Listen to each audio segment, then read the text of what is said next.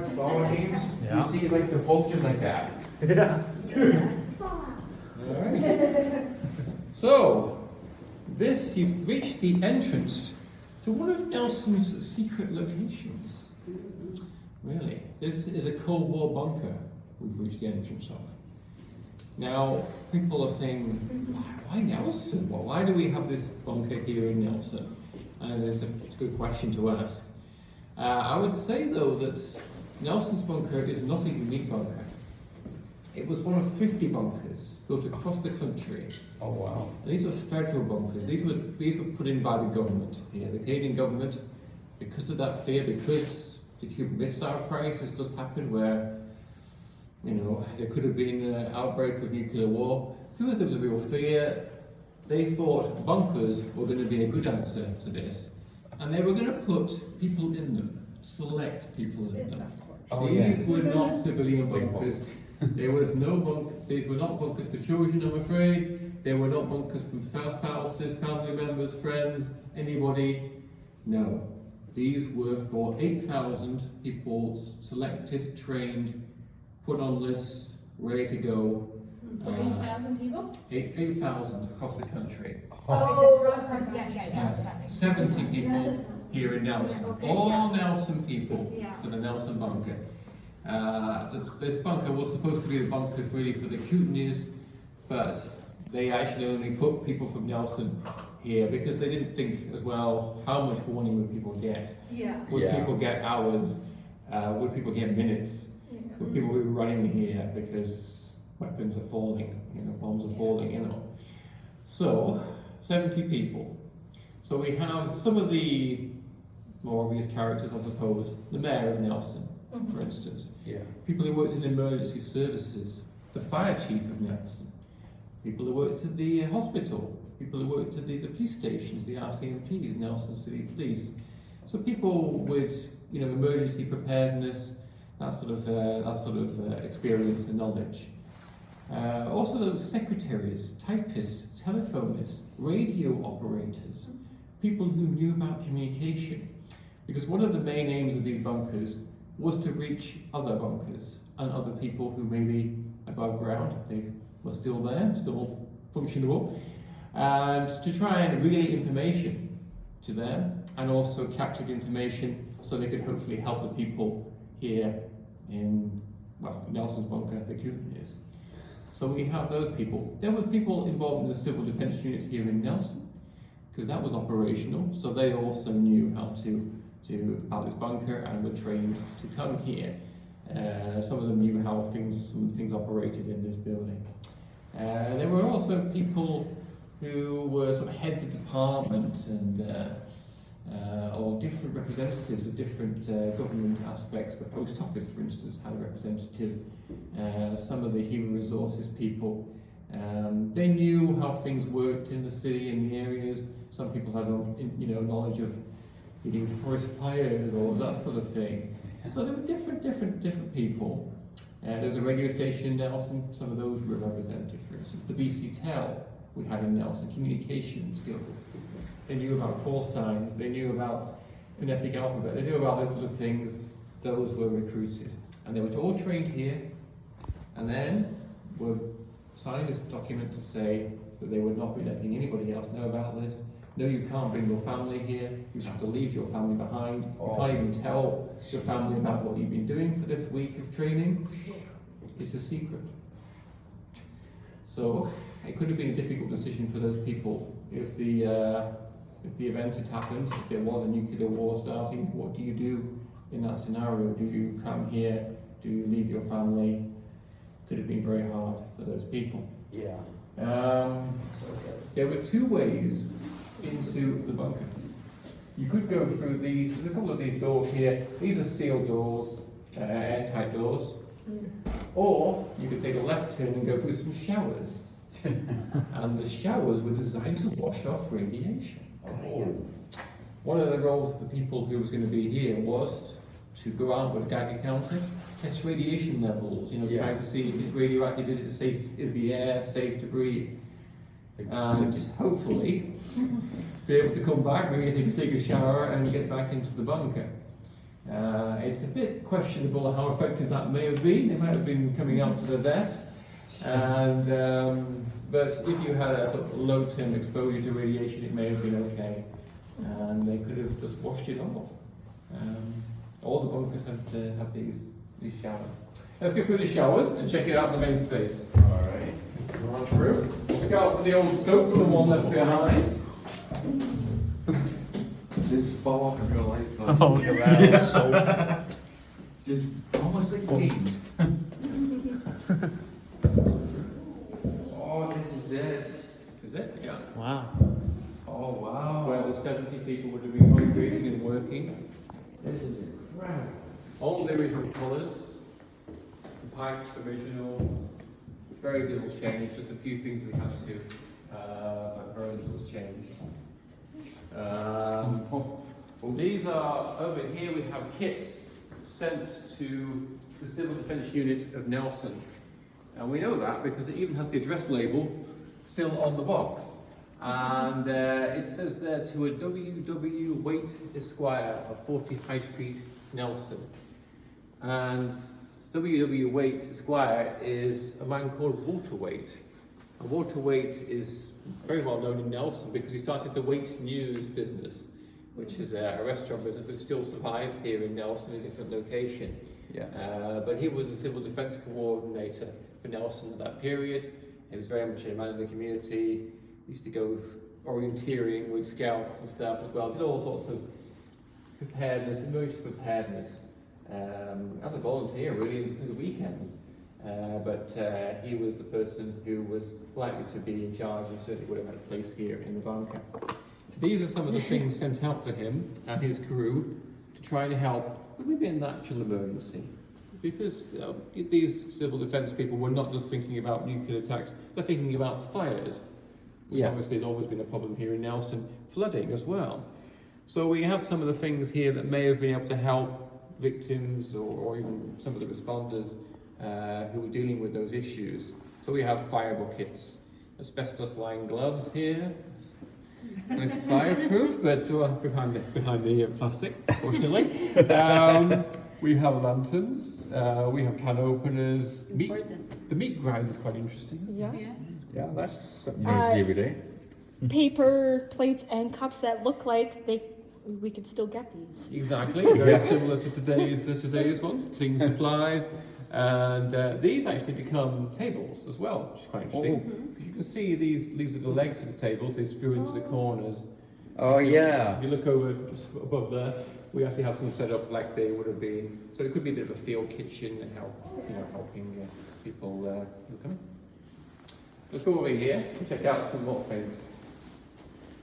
So here's a photograph inside the bunker.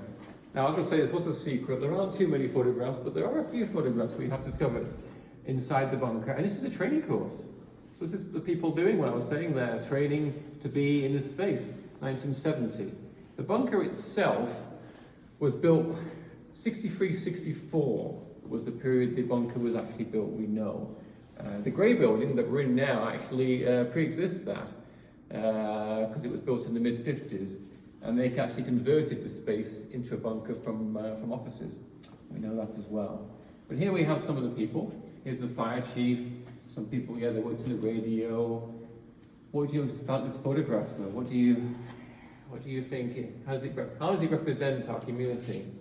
I think it represents that we were pretty strong back in the day. Yeah, it says that. I think, but also, it also shows that most of the people who were going to be in the bunker were men. Yep. You can see that there. We have 6 women and we have about 25 or so men there. And you can see that was reflective of sort of the key positions in government, in the workforce there. And also, yes, largely white. There are not too many indigenous, black. There's a couple we have noticed of Asian descent, but that's about it really. It's not a lot of diversity going on there. No. We also see in the dormitory rooms, the 3 dormitory rooms where people just slept, because of course there were arrangements for people sleeping down here. So we had bunk beds in 3 rooms. These 2 rooms over here, the larger rooms were for men. The smaller room over there was for women. So So we Okay. can see that there. So maybe 3, 4 maximum, we think. This is our Commander-in-Chief, if you will, Deef the Chief. This is John Diefenbaker, our Prime Minister. Oh yeah. And he was very much associated with the bunkers, so much so that they were actually, the name was very shortly after coined the Diefen bunkers after John Diefenbaker. Yeah. So there we go. This bunker is often known as a Diefen bunker. This over here is the office of the person in charge. So Walter Waite, we think, would have been the person in there. We have a teletype operating machine, like a cross between a lot of a typewriter and a computer, sort of state of the art. A machine for sending messages out is in there, and some other things. But the phone is the original phone that was just there. Oh, that is so cool. That's incredible. This from the 50s and 60s. Kind of a scary time. And then over here, guys, we have these couple of maps which I need to point out. So this is the map of Nelson. You can see here, and it's from 1963 when these things were installed. Oh yeah, I saw that one by the police station, and then they took it off. They did. The story goes that there were actually 5 sirens installed in Nelson. The X shows where they were going in. These circles are supposed to be the sound radius from the sirens sounding off. And those sirens would warn the general population about an impending attack, or a fire coming down the mountain perhaps, or a flood wave coming in, something like that. Yeah. A major event. The fire service would get a signal to sound them off, and they would sound. Never actually sounded in anger for an emergency in Nelson. But they were there and ready to go, and almost every community across Canada had these sirens, and across much of the world, sirens were installed and were ready to warn people. Yes, this one, which used to be over here, where there used to be an RCMP office, it's now the library and police station building in Nelson, if you know that. It was taken down last year, largely because a woodpecker was pecking the pole that it was on. Yeah, they would do that. Yeah, exactly. So that happened. So the neighbours got slightly worried that this big siren was going to come and destroy their house or something. So it was taken down. But we got word of that going on, and we said, well, can we have the siren here in the bunker? And here it is. So that's our siren there. Oh wow. Those things were probably loud back in the day. My grandparents, they were born here in like 1947. Oh yeah. Yeah, they heard it. It's loud as heck. Yeah, it would go off for testing, and sometimes they went off by accident as well. We know. So they would measure people's responses or lack of responses on these test days. And there are some sirens which still sound for various reasons across the community. These Nelson sirens were disconnected back in the 1990s. Yeah. Now you would probably expect to get a message on your cell phone. There's a broadcast message an emergency, and that's how it works nowadays usually. We have way better technology now than back then. Way I better hope now. that we would still have some of these as default though, because Yeah. if cell service was turned off. Well, that's the thing as well. You know, if you've got your cell phone on you, I mean, that's true. And if cell service was plugged out by an EMP or something, you're gonna. And there are some which still operate, I know, for tsunamis and things like that on the coast. Yeah. So there are still some of them operational, but Nelson's, I'm afraid not. So keep your cell phone on you all the times. There you go. So be careful there. Yeah. This is a map of BC, and it shows where the bunkers were across our province. So we have 50 bunkers across the country, and we have 6 in BC. So Nelson, 6. so Kamloops is our nearest one. That was also in the basement of a post office building. It's gone now, I'm afraid. Prince George, That would be a big Prince one. Rupert. There are a couple in Lower Mainland, Abbotsford Way, between Nanaimo and Victoria, there's one. Oh yeah, that's. But there's no bunkers in Victoria, Vancouver, Kelowna. Those cities are often seen as targets, so they kept them out of the big target areas and put them in lesser cities, if you will. Yeah. You know, they were obviously thinking about what would happen Because if there was bombs falling, these bunkers would not survive on direct hits. Yeah, these- Nelson would be gone, I'm afraid, if there was a nuclear weapon hitting. Yeah, this bunker I can tell is probably not strong enough for that. No, exactly. There's no reinforced concrete. We have a couple of airtight doors. We're underground, so there's a little bit of protection, But not but much. not a lot, really. Not a lot. No, we're not particularly strong here. The Naiva had a bit more protection. That was supposed to be the bunker where all these bunkers would report to. And then there was a bunker that was well protected That's like the main in one. Cap, Ontario, near Ottawa, where it was like the actual government, the Prime Minister, would have been trying to coordinate efforts. And there were 500 people that could be in that bunker. And it's a Whoa. 4-story facility. It's now a museum. Of course, it's called the Deacon Bunker Museum. So you can visit that if you want, if you're not in there. Yeah? Yeah, so it's just about 50 miles outside of Ottawa. There's even a train that would take the government all the way from the Parliament straight into the woods, and then they would go down to the Oh, site. sweet. So all sorts of preparations were in Express place. train. Yeah, express train indeed. Yeah, we're from the rest of our from Spokane. Oh, okay, yeah, okay, yeah, good, cool. All right, let's go and check out some stuff in this room. This is so cool. This is like Fallout, but not as deep. Yeah. Can you imagine if we had like a big opening door? Oh god. Look at that. There's a gas mask. Yeah. Hopefully we don't have to use this anymore. You never know. It could still happen. Yeah, with the idiots in power. Like, look at these old clothing. Old clothing back in the day. Yeah, guys, this is deep history here. Astronauts on the moon. Yeah, and there's still This is an people- old newspaper. Hey, there's people that think that this was fake. July 21st, 1969. That.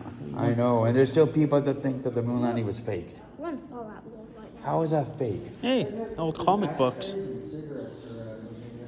Old comic books. Sergeant Rock? Oh yeah. 30 cents back in the day.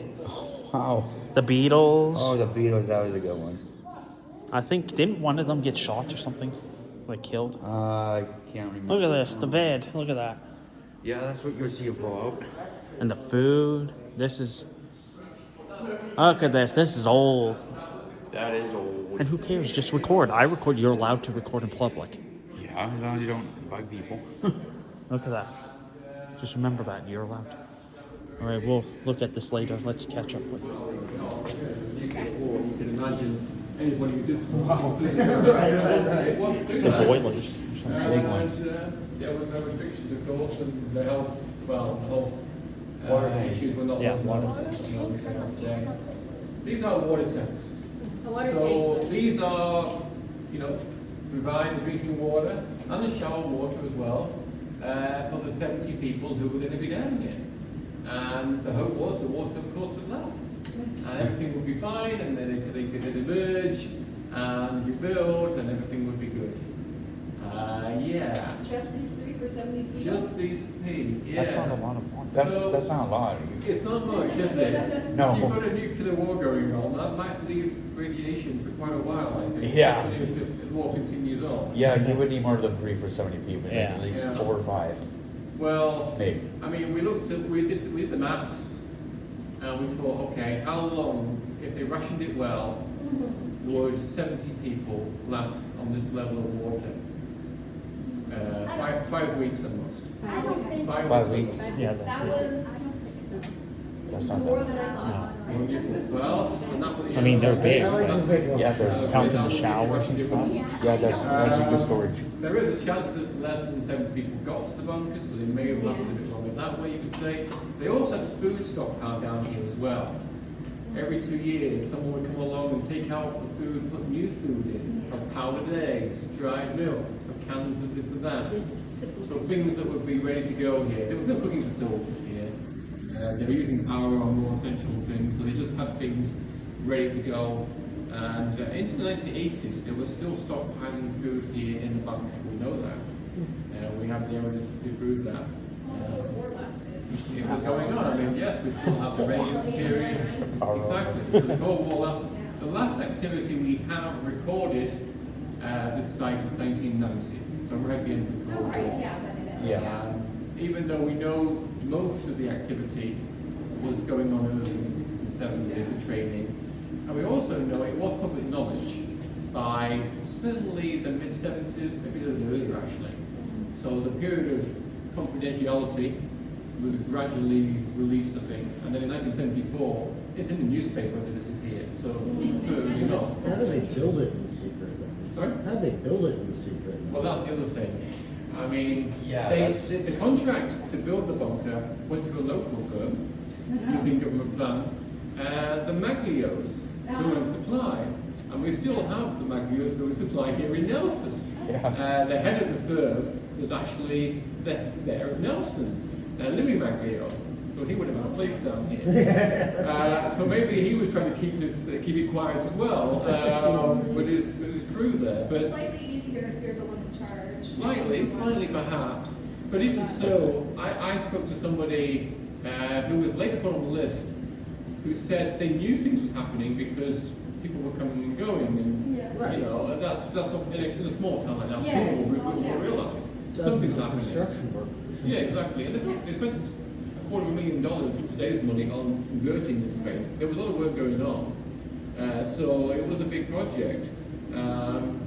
So yes, secret, but maybe not secret to everybody. Let's say that. Yeah. It's be interesting if you're part of the construction crew, but you're not allowed to be part You of must be getting paid well and hoping that. Nice around people, that would be your I mean, better- if this was just used strictly just for drinking water and not showers, it might last longer. Yeah, if it was just you drinking water, you guys would be okay. I mean, that's probably not. you can't fall out or anything. Yeah. But of course, I mean, there was no provision for any bunkers for everybody else. It was a case of you go down to your basement, you go to maybe your school. There was some provisions in some of the basements of schools, we know, and or you go to your school desk, duck and cover. So doesn't sound as safe as being down here, that's for sure. So one of the other things they were thinking about, a few things. First of all, air, of course, because radiation will come through the air if you don't control it. You gotta purify the air too. Filter it. Try to Yeah, filter it. filtration. Yeah. So that was one of the things that those bunkers have. They have filtration on all the air vents. So hopefully they would be able to survive and not breathe the poisonous air from radiation. The other thing they were also thinking about was power, because it is a nuclear war, the power will go down pretty quickly, we expect, across the country. So they have this, a generator here, to try and provide power for the radios, for the lights, for whatever they essentially needed. Here's the fuel tank for it here. We have the controls for it over there. It's all very greasy and a bit leaky, but it is quite interesting that this generator still works after 60 years. Oh wow. This building is now owned privately, actually. There's a consortium of people who own it, and they maintain it. We have the logbook and various controls for it over there, where they've done maintenance work to the generator. And if it's a power cut, and I've been down here in a power cut, this starts working and creates backup generation for part of the building, although not for the bunker location. It's black as day in there, nothing's working in there. But for part of the building, it does still work. Although I also would say it didn't get a lot of use in the Cold War era, we think, because of course this bunker was never used for an emergency. There was never a reason to do that. We don't even know if people stayed overnight here. We're not even sure on that. There were training courses, and there was certainly a few exercises going on. Some of them were national exercises where the Nelson bunker was involved with. And we'll go through scenarios and what to do. But there's no evidence of people spending an extended period of time down here. And if you look at the clock on the dial, they've only got 278 hours at the moment. Oh, wow. So that's not very much in 60 years of existence, is it really? It's not that wrong. No, not really. So there we go. But anyway, it's generated. All right, should we go back to the main room? Check out some more Where stuff. would it vent to? Sorry? Where would it vent to? Oh, we'll go outside. I guess, yeah, you're saying it's not meant for bombs to actually fall. Yeah, we went outside. So Yeah, yeah, the approach. ocean getting blocked this much. Yeah, so hopefully, they would be getting the smoke coming in here. it was just coming out the air there, not taking out there. So that you If you guys want a picture together at any time, I can take a picture of you guys. Okay. Okay. I have been taking pictures, but not always of your faces. Yeah. For Genia and stuff like that, so. Okay. Yeah. That was stayed overnight with one of my daughters about and that was quite loud. About a dozen girls running around. This is the kitchen, and it's very much as it was again. These cups, these plates, these spoons, they're the original things here. Oh, wow. Ready for the people who were going to be here. Now, of course, they wouldn't want to be doing any washing up, using water for non-essential use, so it's all plastic. There's also no laundry here, no showers for anything other than essential decontamination use. People smoked, as we mentioned. Could have got quite smelly down here, Oh, yeah. people getting sick, and it could have got pretty horrible down here pretty soon, I have to say. But we have, yes, those are the original can opener there. The fire extinguisher is original and will still work according to the fire service if we might look at our more modern ones. We even have water decontamination tablets. They could have used to put into the water tanks, because these are metal tanks and they don't want that water sitting for too long, so that could have helped to a degree. We added a few things in here, the pop bottles and the beer bottles. As I say, there's some of the cigarettes. We didn't find them here, but we expect they would have been here, or things akin to them anyway. Over here, the table has all sorts of things that we sort of set out. So the people who were going to be down here in the bunker would have probably had some time themselves maybe to think about, or not think about what was happening to people they had to leave behind. So we have newspapers, catalogues, games, board games. Over here we do have some facilities that they may have been using, and there's certainly things related to the civil defence in that period. There was even a civil defence bulletin across the province there, because almost every community had civil defence people working in them. It was a big part of the community for many places in that period. NORAD. That's a well-known system. Yeah, NORAD, of course, NORAD, the early warning radar system. It's still being used today, like a little bit. Oh, yeah, certainly, of course. Yeah, so some of these things are still very relevant to today. Here's a Geiger counter for testing radiation levels. Oh, sweet. There's a telegraph key for sending messages out, like Morse code messages, the dot, dot, dash, dash, of course. And then also that we have these as well, which is quite interesting, because there was a ground observer corps across the country. They had people trained to identify aircraft going over. You know, is it a friend, is it a foe? And they have these charts here, you see these? So it changes, you can see, as we go along, and you're saying, okay, well, I'm seeing this, what is it? Oh, it's this, oh, it's a friendly aircraft, or is it something that's not so friendly? And do we have to report this to the authorities that we have Soviet bomber aircraft going over? And you even have these little things that you would look at here. So you would look at the thing and you would see, you know, what you're looking at, and then how high it is, and how, you know, how far away it is, so you could report that information when you were looking at them. Going, okay, so it's got 5 aircraft at 5,000 feet, 3 miles away. So that's what you could report. Oh, wow. Over here, talk a little bit about the bunker here. Cherry Ames nursing game. I was saying before about the Cold War, it come out of the Second World War really, where we have the two superpowers, the United States and the Soviet Union, and they were allied to various nations. Both sides have various nations who would 39. who would be allying with them into the 40s and 50s. So China became a communist nation, just like the Soviet Union in 49. So we have that coming in there, and then of course we have the Eastern European nations here that became part of the Soviet bloc, part of the Warsaw Pact they were called, which is sort of similar to NATO, but the Soviet version of such. And then we also have the NATO nations, so Canada aligned with the United States, and some of the Western European nations and some of the other nations. And then we have nations which sort of became, well, they became third world nations, they would call themselves at that stage. As that term, that third world term, comes out of the Cold War. And one of these nations have recently become free of colonial empires. Some were dealing with internal conflicts. We have periods of Cold War, of civil war, and then they became often battlegrounds in the Cold War. Both sides in the Cold War were trying to influence the people, the governments, trying to control, trying to prevent other nations falling to the other side, if you will.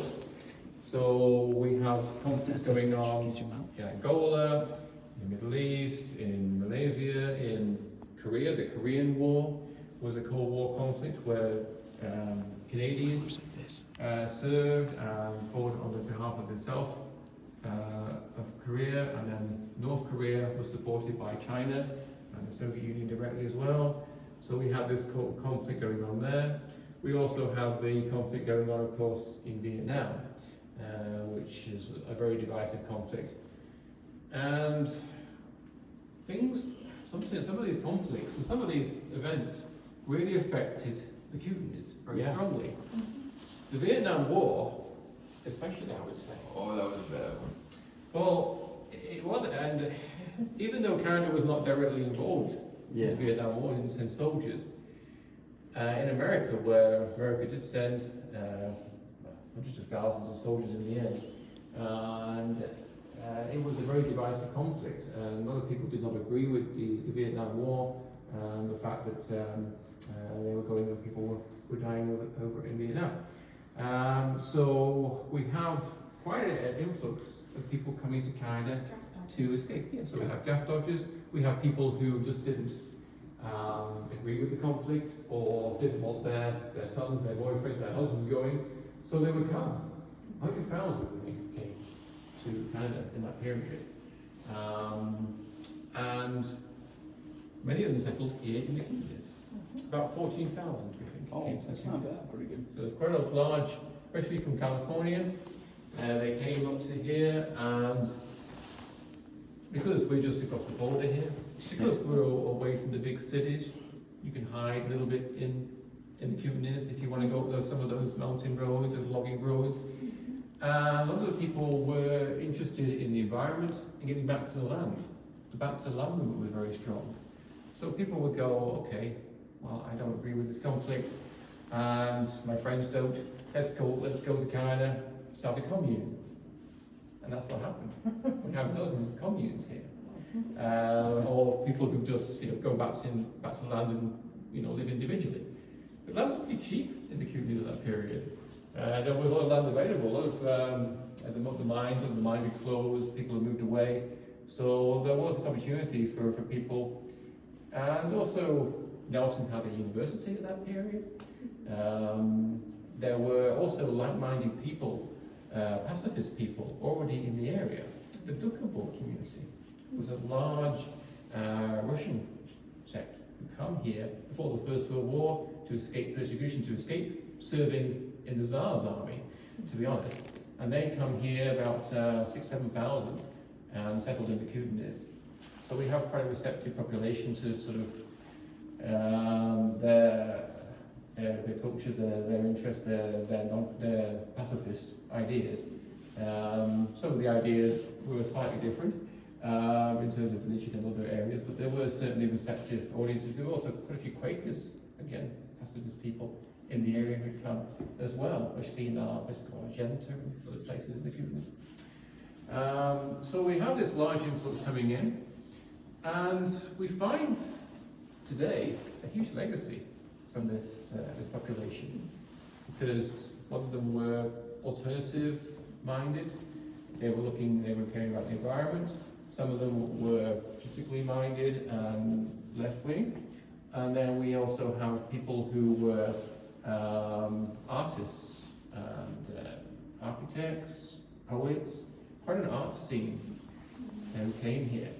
And it's interesting, there was a bit of a conflict with some of the people who were here initially. from some of the more conservative aspects. But gradually, the makeup of the Kootenays and the Nelson area and the Slocum Valley area especially changed to become more alternative. We also have a lot of people who are involved in cannabis production. Cannabis industry today, don't we? It's because of this Cold War conflict, I have to say, it's definitely related. And we also have this great art scene here. So we have all this legacy that we live for today, and that's from the Cold War conflict. Okay, and now we have a few pieces here. This is a piece of the Berlin Wall. Have you heard of the Berlin Wall? Oh yeah. You been there? Yeah, the Berlin Wall was built in the German city of Berlin in 1961, and it was built to keep the people of East Berlin in the Soviet zone. But it was a real contentious barrier, and in 1989, the people of East Berlin really rose up and started knocking the wall down, and we have a fragment of it here, and that was often seen as a symbol of the end of the Cold War conflict. Yeah. And the fact that the Soviets didn't interfere as they had done in other conflicts in the past and send in the troops and the tanks, but it was a peaceful, largely peaceful ending of that conflict there. Yes, we also have some people here from the Chinese Canadian community. Nelson had the third biggest Chinatown in BC. Very large, very large Chinese Canadian population here. We're in Chinatown, just on Lake Street, just one down from Vernon Street, where we are today. About 500 people, we think, lived in that community. And during the Cold War period, the 1940s, because a lot of them had come from China or had relations in China, there was a civil war going on there, and that was again a Cold War conflict in some ways as well, because we have nationalists and the communists battling for control of the country. Many of the people in Nelson were supporters of the nationalists, so there were, when they lost that conflict, there was a lot of sadness about that in Nelson. Okay, then we also have this photograph in the bunker. So I was saying people smoking in the bunker. People smoked in the bunker. This is 1974, so the Nelson Daily News, local newspaper, did a splash on the bunker about this bunker location you probably didn't know about in the basement of this building. And here's the food packages. Okay. And also from the same group of photographs, we can see in here some of the bunk beds in one of these rooms. Probably this one of these two rooms, we think. And you can see our mayor of the day, Tex Mowat, his name was, on the right hand side there, with the checker pants. And we have a man, the man with the beard, him piping with the big pipe. We don't know who he is, by the way. He's a bit of a mystery. Mystery man going around. The city official on the left. But you can see there, that's what the bunk beds look like in the dormitory rooms. The bunk beds themselves disappeared years ago. We have one very similar, which is set up there from that period. But the actual original ones, I'm not sure where they got to. And also we have a photograph here of people training to use the radios here. And we have a really interesting story with the woman on the right hand side here and the other side here. That's a woman called Mickey Dieda. Mickey came to the Kootenays during the Second World War with her family, although not through choice. She was one of 20,000 Japanese Canadians interned in the Kootenays, or in Canada, interior Canada. About 6,000-7,000 were in the Kootenay and boundary area. They came here because there was places where some of them were former mining towns where they were put up, or there were also some tents and camps and shacks, sort of buildings put up as well in other places. But anyway, she came here and stayed in the Kootenays And then after the war, she and her family remained in this area. And then Nikki got involved working in various government departments. And here she is trained to be in this government-funded bunker. So a bit of a change in level of trust already from the government from just about 25 years earlier. But it's quite interesting on that one. All right, we can put a little film on. It's about 7 minutes long, and we get to hear from some of the people who were actually in the bunker. And get that. And then afterwards, you have the opportunity to get to go into these dormitory rooms and have a look at what's in there. Because we now repurpose them for collection storage. So they have all sorts of artifacts. So a bit of a behind the scenes look at what's in the artifact storage here in Nelson. Alright, but I'll put the film on first. And get just a final picture on the bunker.